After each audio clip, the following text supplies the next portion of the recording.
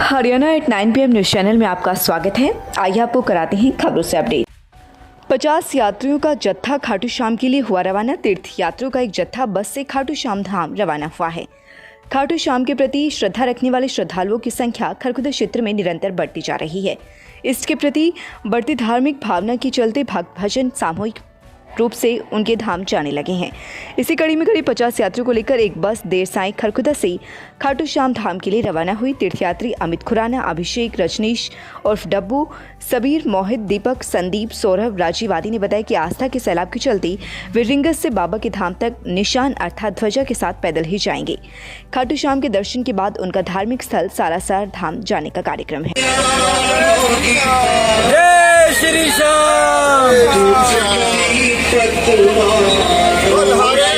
सारे की जय, लखदातार की, सालासर धाम की।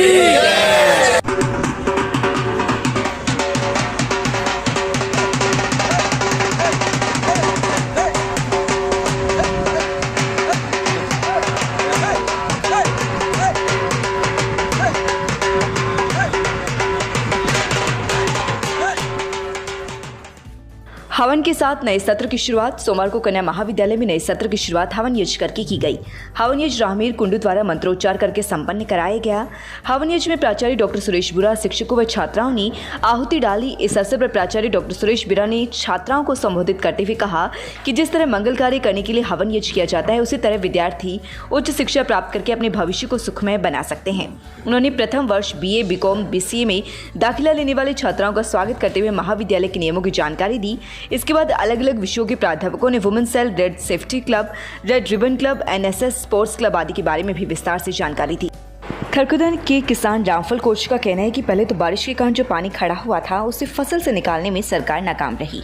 वहीं अब हुई बारिश व तेज हवाओं के कारण धान की पूरी फसल ही लोटपोट हो गई, जिसके कारण अब धान उत्पादक किसानों को भारी नुकसान हुआ है। 2 तारीख से 17 तारीख तक लगातार ट्यूबवेल चला है। 14 नंबर मौका, खरखुदा 8 नंबर ट्रेन और बदरो 6 नंबर रोहतक रोड के बीच का ये हाल। ये ट्यूबवेल भी फेल होगा, ट्यूबवेल भी चला गया आज वो मुंह मोड़ के अपना। बोला भाई मेरे से नहीं निकलेगा पानी, अब क्या करूं मैं? मगर जा भाई सरकार तेल तो दे नहीं। खरखुदा के 32 गांवों पर खर्च होंगे 2.5 करोड़ रुपए। जारी हुआ ग्रांट, सरपंचों के बैग हैं जमा, अधिकारी कराएंगे विकास कार्य। खरखुदा के 32 गांवों के लिए 2.5 करोड़ रुपए की ग्रांट मंजूर की गई है। जिन गांवों के लिए विकास कार्य होने हैं उनमें पाई से निलोठी रास्ते पर 9,19,000, चिनौली में रिटर्निंग वाले 8 लाख, फिरोजपुर बांगर में सिकलीगर चौपाल पर 21.10 लाख रुपए, कवाली गांव में फिरनी से बलराज के मकान तक 3,90,000, बिदलान में अमन के घर से मैन गली तक 8,34,000 खर्च होंगे।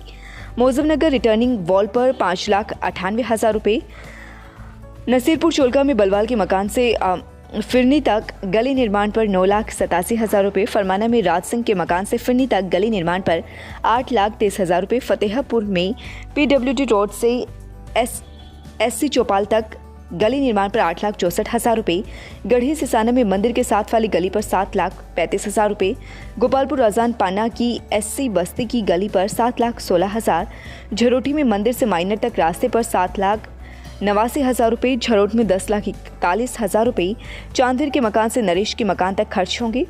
मंडोरी में संदीप वाल्मीकि के मकान से पूजा मेंबर के मकान तक गली निर्माण पर 6,39,000 रुपये, नकलोई में सामान्य चौपाल व चौपाल पर 12 लाख रुपये, प्रहलादपुर में रिंग बांध वाली गली पर 7,41,000 रुपये, रामपुर में मंदिर वाली गली पर 3,50,000 रुपये, सैदपुर में रिटर्निंग वॉल पर 10,43,000 रुपये खर्च होंगे।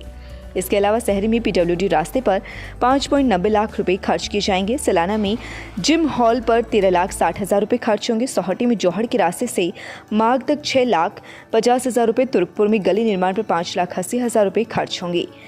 भोवापुर गली निर्माण पर 11 लाख रुपये, नसीरपुर बांगर में वाल्मीकि बस्ती से PWD रोड तक 8,03,000 रुपये खर्च होंगे। इसके अतिरिक्त निजामपुर माजरा गांव की SC चौपाल पर 6,20,000 रुपये खर्च होंगे। जटोला में SC चौपाल पर 18,32,000, खांडा में वाल्मीकि चौपाल के निर्माण पर 6,97,000 रुपये, खेड़ी दहिया में SC चौपाल पर 10,62,000 रुपये, निजामपुर खुर्द में वाल्मीकि चौपाल पर 4,46,000 रुपये, रिढ़ाव गाँव में SC धानक चौपाल पर 7,30,000 रुपये खर्च होंगे। जबकि रोहना गाँव में एससी चौपाल पर 7,22,000 रुपए खर्च किए जाने हैं। बीडीपीओ दीपिका शर्मा का कहना है कि उनसे पहले ग्रांट आई थी। सरकार के निर्देश अनुसार विकास कार्य कराए जा रहे हैं। प्राचार्य रामबीर सिंह को लोक कवि मेहर सिंह सारस्वत सम्मान 2021 से सम्मानित। थानेकला गांव ब्रह्मशक्ति स्कूल के प्राचार्य रामबीर सिंह को लोक कवि मेहर सिंह सारस्वत सम्मान 2021 से सम्मानित किया गया। समग्र सेवा संस्थान सिरसा ने हरियाणा साहित्य अकादमी द्वारा श्रेष्ठ कृति पुरस्कार 2020 हेतु चयनित साहित्यकारों को सम्मानित करने के लिए पुरस्कृत साहित्य उत्सव कार्यक्रम का आयोजन किया, जिसमें मुख्य अतिथि के रूप में पहुंचे हरियाणा ग्रंथ अकादमी के निदेशक डॉक्टर वीरेंद्र सिंह चौहान ने लेखन एवं साहित्य में अपना उत्कृष्ट योगदान देने वाले इन सभी साहित्यकारों को सम्मानित किया, जिसमें प्राचार्य रामबीर सिंह द्वारा लोक नृत्य एवं संस्कृति को बढ़ावा देने के लिए लिखी गई पुस्तक लोक कला सिरमौर निहालचंद शिवचरण को वर्ष 2020 के लिए साहित्य की श्रेष्ठ कृति मानते हुए लोक कवि मेहर सिंह सारस्वत सम्मान 2021 से सम्मानित किया। प्राचार्य के सम्मानित होने पर विद्यालय में हर्षोल्लास का वातावरण बना हुआ है। विद्यालय के चेयरमैन ओपी रंगा सहित सभी स्टाफ सदस्यों व छात्रों ने प्राचार्य रामबीर सिंह को सम्मान मिलने पर बधाई दी। प्राचार्य ने इसके लिए वीरेंद्र सिंह चौहान व समग्र सेवा संस्थान के अध्यक्ष डॉक्टर राजकुमार निजात सहित सभी को धन्यवाद दिया। उन्होंने विद्यालय के समस्त स्टाफ व छात्र छात्राओं को अपने कार्य को निरंतर ईमानदारी व कर्मठता से करने के लिए प्रेरित किया। नमस्कार, मैं doctor Saurabh Makkar tulip hospital में अपनी ईएनटी की सेवाएं दे रहा हूं। ईएनटी स्पेशलिटी में नाक, कान और गला, इन सब के जो बीमारियां हैं उनको देखा जाता है। इसमें हम नाक, कान, गले की बीमारियां जैसे कान के पर्दे में छेद होना, कान की हड्डी गल जाना, कान से सुनाई ना देना, चक्कर आना, ये सब दिक्कतें हम देख रहे हैं। नाक की दिक्कत, नाक से खून आना या फिर नाक की हड्डी टेढ़ी हो जाना, नाक में मांस बढ़ जाना। अगर इस किसी भी दिक्कत से आपको किसी भी चीज़ का ऑपरेशन कराने की ज़रूरत पड़ती है, वो ऑपरेशन भी यहाँ पर सब सुविधाओं के साथ उपलब्ध हैं। दूरबीन के साथ हो जाता है, बिना चीरे के हम ऑपरेशन कर रहे हैं यहाँ पर।